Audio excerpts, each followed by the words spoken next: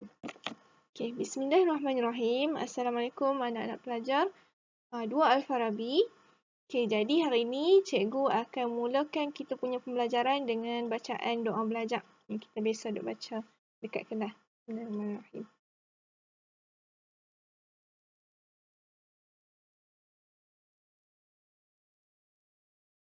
Okay, semua dah baca.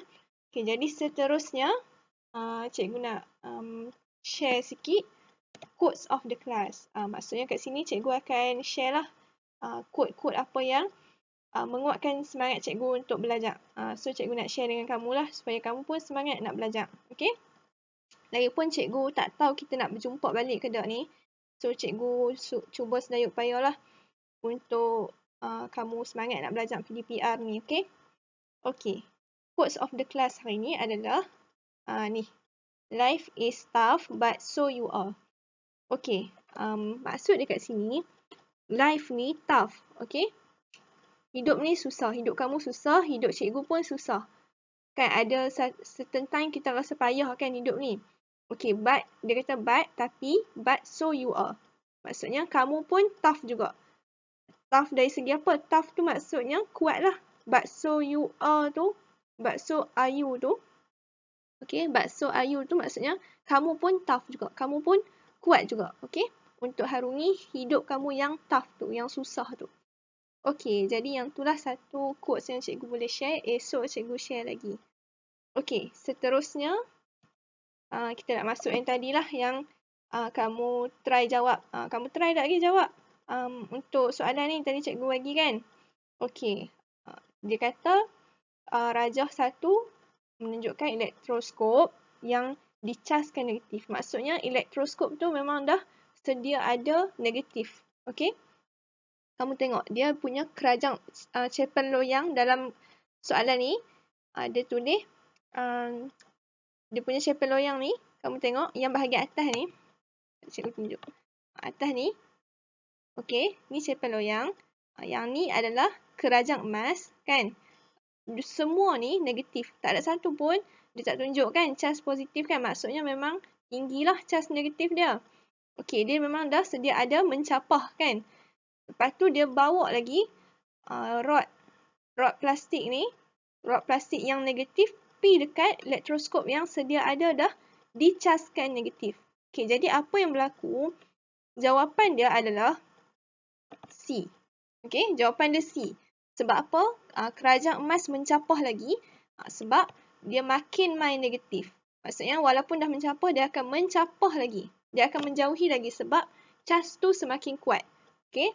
Maksudnya semakin kuat cas yang bertentangan tu, cas negatif dengan negatif, semakin tinggilah dia punya tolakan. Semakin menjauh, semakin mencapah. Okey, semakin luas dia punya capahan tu. Okey. Sekarang kita nak tutup dah bahagian elektroskop ni. Cikgu harap kamu dah mahir dah lah nak jawab soalan berkaitan elektroskop. Okey. Kita nak pergi. Ni hari tu cikgu dah cerita sikit. Kubah penjana Van de Graaff ni dia connect kan dengan ni wire. Lepas tu ada galvanometer. Galvanometer ni kawan kamu dah jawab hari tu. Seingat cikgu siapa hari tu? Tak ingat dah cikgu. Dia jawab, kawan kamu jawab digunakan untuk mengesan arus elektrik yang kecil. Haris Mirza. Haris jawab galvanometer ni untuk mengesan arus elektrik yang kecil. Jadi galvanometer ni dia bergerak. Dia sengit lah. Dia terpesong. Maksudnya kat sini cas daripada kubah penjana Van de Graaff ni ada dia punya aliran arus elektrik. Okey. Ni kamu tengok ayat yang bawah tu, pesongan penunjuk galvanometer menunjukkan kewujudan arus elektrik. Maksudnya bila ada cas ada arus. Ada cas ada arus. Sebab apa? Sebab arus elektrik ni kita takrifkan sebagai kadar pengaliran cas elektrik. Yang hari tu, ni cikgu suruh kamu jawab dalam modul kan. Cuba kamu buka modul. Buka surat 53. Ada kita bincang hari tu. Mengenai istilah-istilah ni lah. Definisi kan. Kalau kadar pengaliran cas elektrik ataupun elektron, maksud dia arus elektrik. Arus elektrik ni dia punya istilah dia kadar pengaliran, dia punya definisi lah. Dia punya definisi kadar pengaliran cas elektrik ataupun elektron. Okey, yang tu arus elektrik. Yang lagi satu ni tenaga elektrik. Yang cikgu kata kena ayat formal lah itu. Tak boleh lah nak guna, saya nampak tenaga elektrik dekat kipas. Saya nampak kipas bergerak. Saya nampak TV terpasang. Yang tu tenaga elektrik. Tapi kita tak boleh guna definisi itulah untuk nak menggambarkan tenaga elektrik. Kita kena bagi definisi yang formal. Yang itu yang umum. Yang orang kata apa? Official lah. Iaitu tenaga yang dihasilkan oleh cas-cas elektrik yang bergerak. Cas-cas elektrik yang bergerak ni akan menghasilkan tenaga. Tenaga itulah kita panggil sebagai tenaga elektrik. Okey. Jadi kat sini yang B ni cikgu tak bincang lagi. Kawan kamu yang mai hari takhir tu je yang cikgu bincang dengan mereka. Cikgu bincang macam mana? Cikgu bincang ni anak panah. Maksudnya satu anak panah yang P belah sini. Satu anak panah yang titik-titik ni. Kita nak kenal pasti. Apa benda tu? Apa yang bergerak tu? Okey. Ni, dia nak tanya arah pengaliran elektron dengan arah pengaliran arus elektrik. Jadi, antara dua ni, mana satu arah pengaliran elektron, mana satu arah pengaliran arus tu. Arah arus elektrik. Okey. Jadi, kat sini, kamu ingat tak cikgu kata, ni cikgu terang kat mereka guna yang ni lah. Tulisan cikgu pun compang-camping dah ni. Tak elok ni. Sebab waktu tu, satu masa je dah nak balik dah pun kawan-kawan kamu. Ini cikgu cerita kat mereka. Cikgu tanya, ingat tak lagi elektron ni cas apa? Kan? Kamu ingat tak cas apa? Cas positif ataupun negatif? Cas negatif. Okey?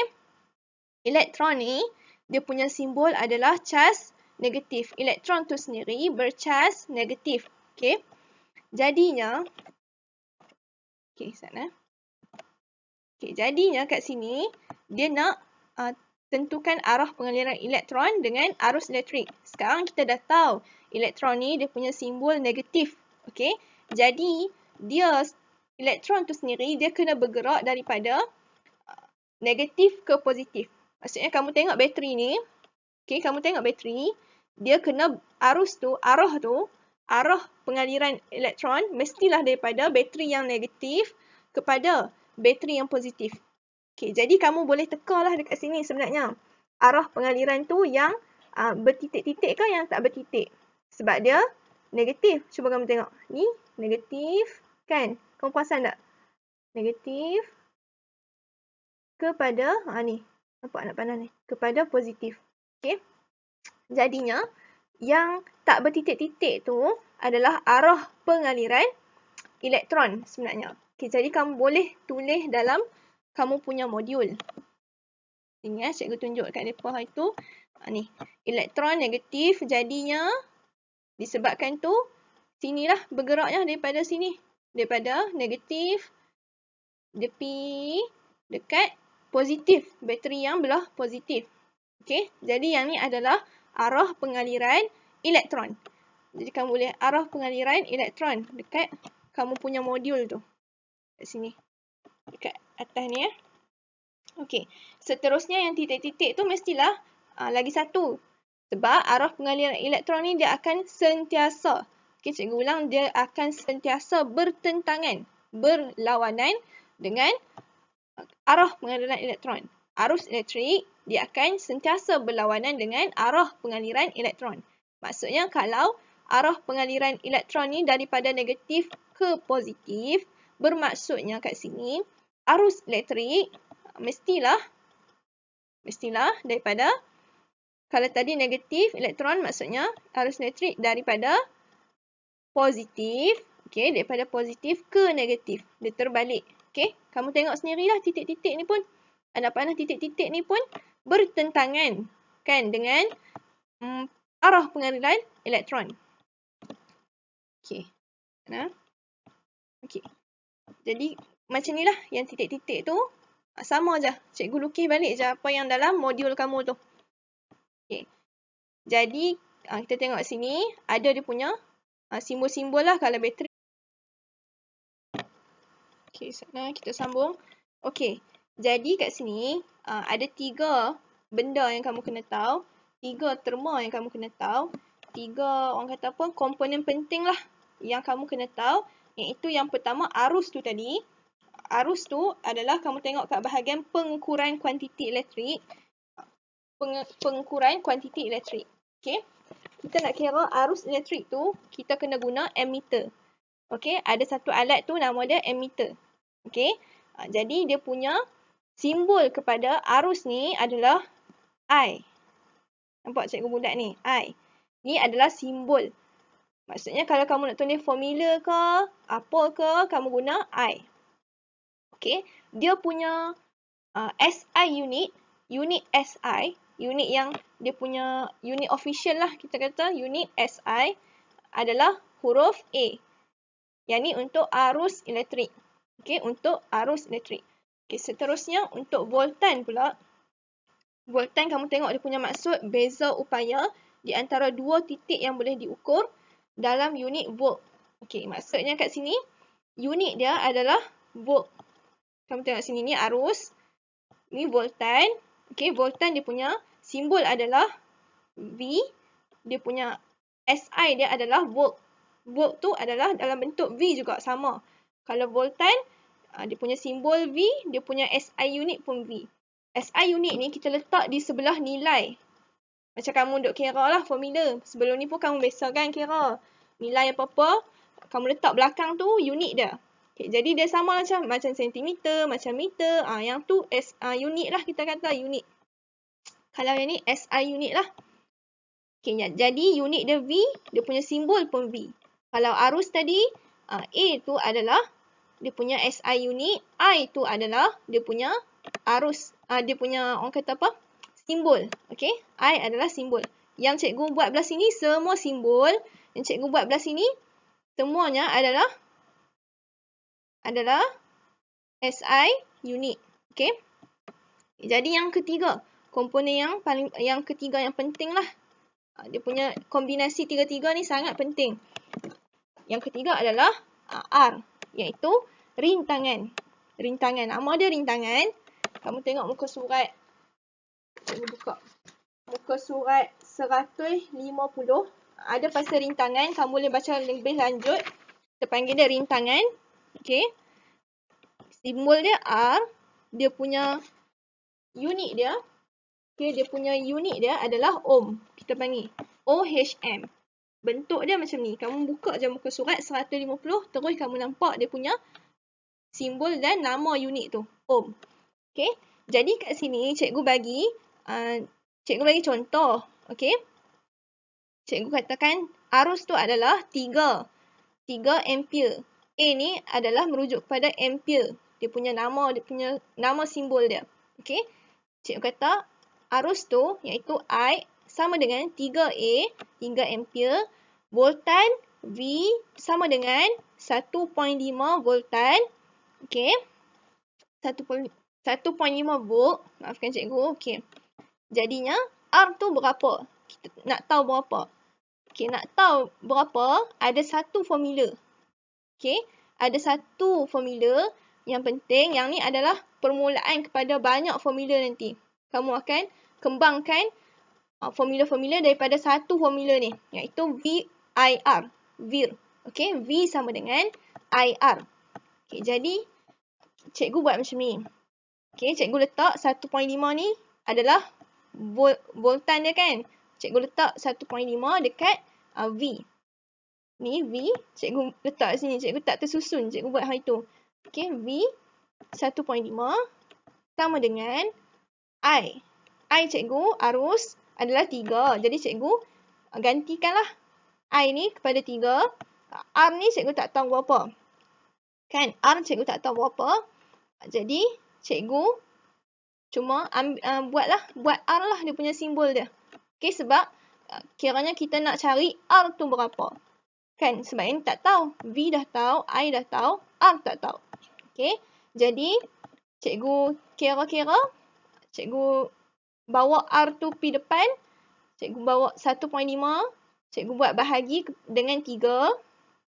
Okey. Lepas tu, cikgu bahagikan 1.5 bahagi 3. Cuba kamu guna kalkulator. Cikgu akan dapat 0.5. Cikgu harap kamu fahamlah sebab ini matematik. Kan? Kalau kamu nak cikgu ajak satu persatu matematik ni, kamu dekat bahagian kehadiran nanti kamu komen je kat cikgu, saya tak faham bahagian pengiraan. Okey, bahagian nak bawa pergi belah bahagian kanan, belah bahagian kiri, saya tak reti lagi. Kamu komen dekat situ, nanti cikgu akan ajak satu-satu dekat kamu. Dekat siapa yang komen tu. Okey? Jangan risaulah. Okey, jadi akhir sekali, kita dapat R tu, iaitu rintangan, adalah 0.5. Okey, 0.5 ohm. Okey, yang tu sedikit sebanyaklah berkaitan formula ni. Okey, yang ni jawapan tadi, arah pengaliran elektron. Yang ni arah pengaliran arus elektrik. Okey. Yang ni, yang cikgu bagi tahu tadi dulu lah. Untuk cas elektrik, guna ammeter, kan? Dia punya arus lah, kan? Guna ammeter, ampere. Kalau voltan, guna voltmeter. Dia punya alat dia. Ni alat dia, kamu boleh tengok kat sini. Dia punya simbol-simbol semua ada dalam buku teks kamu. Dia punya unit, kalau voltan, volt, V. Okay. Kalau rintangan, ohm, dia punya unit. Okay. Bentuk dia macam ni. Jadi, mereka ni berkait rapat yang macam formula cikgu tunjuk tu. Ada dalam buku kamu, formula tu, muka surat 152. Okay. Muka surat 152 buku teks kamu. Kamu boleh tengok formula tu. Okay. Jadi yang tu saja untuk hari ni. Cikgu nak kamu berkenalan dulu dengan 3 benda ni. 3 benda ni tadi. Arus, iaitu I, V, voltan dan R, rintangan. Okay. Kamu berkenalan dulu. Dan tugasannya, sekejap cikgu akan bagi gambar dalam Telegram. Kamu salin je yang tu. Yang tu adalah nota-nota lah. Okay, jadi itu saja untuk hari ini. Sekian. Assalamualaikum warahmatullahi wabarakatuh.